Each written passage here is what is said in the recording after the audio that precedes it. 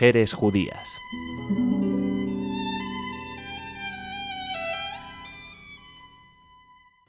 Bienvenidos a nuestro programa Mujeres Judías. Hoy hablaremos de Esther Rab. Esther Rab, la primera poetisa sabra, es decir, natural de Israel, nació en el seno de una familia de fundadores del primer asentamiento agrícola del país. Nació en la ciudad de Petah Tikva, pero fue una mujer que no se conformó con habitar entre las cuatro paredes de su tierra, sino que vivió en el Cairo y París para finalmente establecerse en Tel Aviv, donde alrededor suyo, en su casa, se formó un centro de reunión de escritores y pintores. Ante sus primeros lectores, hacia 1922, se presentaba diciendo que ella, para saludarles, se dirigía tendiendo su figura hacia ellos. Por entonces la poesía femenina en hebreo estaba en sus comienzos en Israel y empezaba por entonces a publicarse. Uno de sus libros de poemas empezaba así: Ani tachat ha'atad, yo estoy bajo el arbusto de espinas, línea que le sirvió para introducir muchos de sus poemas que terminaron por caracterizar su poesía. El paisaje descrito por ella es blanquecino bajo el sol del mediodía. La espada que blande una mujer mientras habla refleja un suicidio o un crimen que amenaza el paisaje. La familia Rab, el abuelo de Esther, Eliezer Rab, su hermano y dos hermanas, así como su hijo Judá, padres de Esther, emigraron a la Palestina cuando la tierra estaba bajo el poder turco en 1876, desde el pueblo húngaro de Zants-Istvan, y se estableció en Jerusalén. Ahí Judá se casó con la hija de un hombre adinerado, de cuyo matrimonio nació Menahem. Pero aquel matrimonio acabó mal y Judá se casó con Lea Scheinberger. Y en 1878 la pareja se unió a un grupo de colonos que fundaron la ciudad de Petah Tikva. De aquella unión nacieron 4 hijos, entre ellos Esther.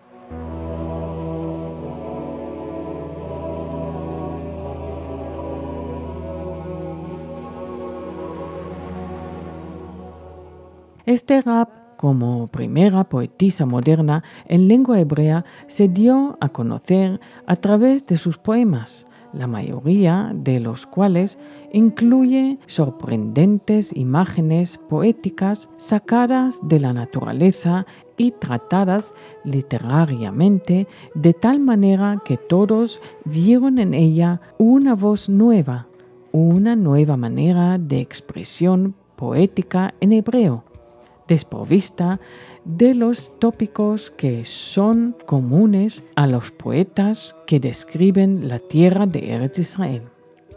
Al final de su vida, Esther todavía recordaba cómo era aquella manera de caminar descalza sobre la arena por la noche, sintiendo en su espíritu que ella era la primera y única criatura entre la tierra y el infinito.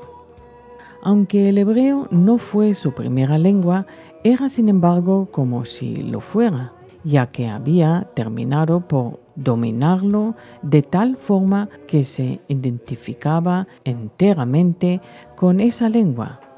Su uso del hebreo era preciso, no contaminado de otra lengua alguna, sino puro. Recordaba el momento en el que la lengua hebrea surgía del pasado y recordaba cómo ella contemplaba cada una de las palabras como quien observa el brillo de una joya o el colorido y riqueza de las alas de un pájaro exótico. Para ella no se trataba de una lengua aprendida, sino de un vehículo de expresión innato en el que creció ella misma. En sus memorias y diarios y en las numerosas entrevistas que le fueron hechas, Rahab describe aquel tiempo de la niñez en Petah Tikva, donde los pioneros y fundadores observantes de la religión, familia de granjeros, estaban dando a luz nada menos que a una ciudad nueva. Las condiciones de vida eran bastante primitivas y aquello influenció a Esther en todos los sentidos, incluso en su salud, ya que contrajo la malaria.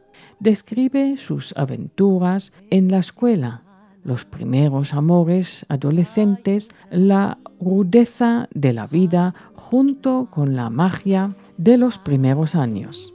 Sus recuerdos, dice ella, reflejan una vida a la sombra de los eucaliptos junto a la casa familiar. A Esther le encantaba aprender, por lo que le llenó de tristeza tener que cortar su tiempo de escuela a la edad de 15 años porque un director del centro decidió que muchachos y muchachas debían estudiar en la misma clase.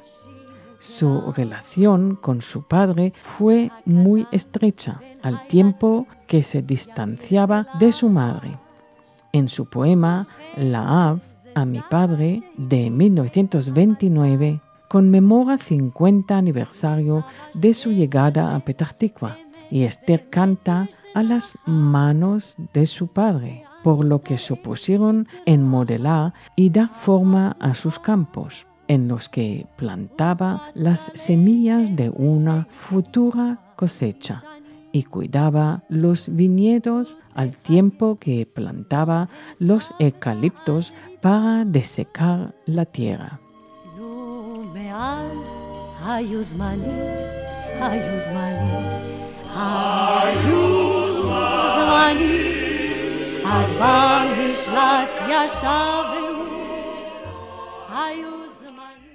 Aunque la educación formal de Esther terminó antes de tiempo, para entonces ella ya había leído muchos libros en hebreo, alemán y francés, libros de literatura. Más tarde seguiría algunos estudios en la Sorbona de París. Parte de su adolescencia y juventud la pasó con los pioneros construyendo los asentamientos de Dgania y Nestiona. Las condiciones de vida eran tan duras para su familia que en 1921 Esther Raab fue enviada a casa de unos parientes en Egipto, donde contrajo matrimonio con su primo Isaac Green, que la animó a escribir y permitió que viajara a Francia. Después de aquellos 5 años en Cairo, el matrimonio fue a Tel Aviv, donde construyeron una casa enorme, casa que no tardó en convertirse en salón literario. En su lucha por tener un hijo y ante la imposibilidad de quedarse embarazada, el matrimonio sufrió mucho. Su marido murió de repente en 1930, el mismo año en el que aparecía su primer libro titulado Kimshonim, Cardos. Lo dedicó a su marido muerto. Aquella muerte supuso un impacto en la literatura de Raab. Durante 3 años no escribió nada y dice, yo estaba como congelada. Esther Raab sobrevivió a su marido durante más de 50 años.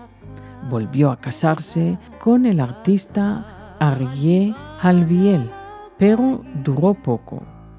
Las dificultades económicas estuvieron presentes a lo largo de su vida, a veces sometido al silencio a las voces de su poesía. Apenas escribió, nada entre los años 1935 a 1947. La entrada de la mujer en el campo de la moderna poesía hebrea fue cosa de los primeros años 20, una revolución en la que Rab había jugado un papel principal. La batuta en el mundo de las letras seguía todavía bajo la influencia de Bialik y no daba paso a la obra de las 4 mujeres que empezaron a publicar en lengua hebrea: Elisheva, Rachel, Yocheved Bat Miriam y Esther Rab. Rab era la que estaba más aislada de las 4. Su libro más significativo, Kimshonim, era una colección de 32 poemas cortos y sin título, en su mayoría carentes de rima y de medida. Su lenguaje poético, sus metáforas la definen como poetisa en la atención prestada a los detalles de la flora y de las plantas, tan familiares a ella desde la niñez. No se propone describir solo el paisaje, sino también las emociones que aquello suscita en su corazón.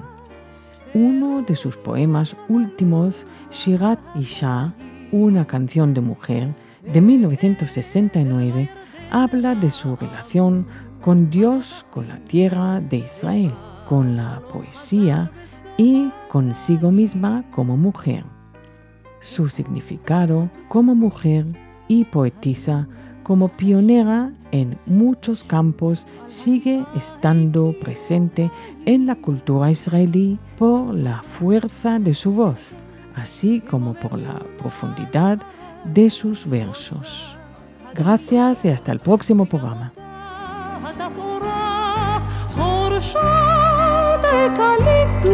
הגשר הסירה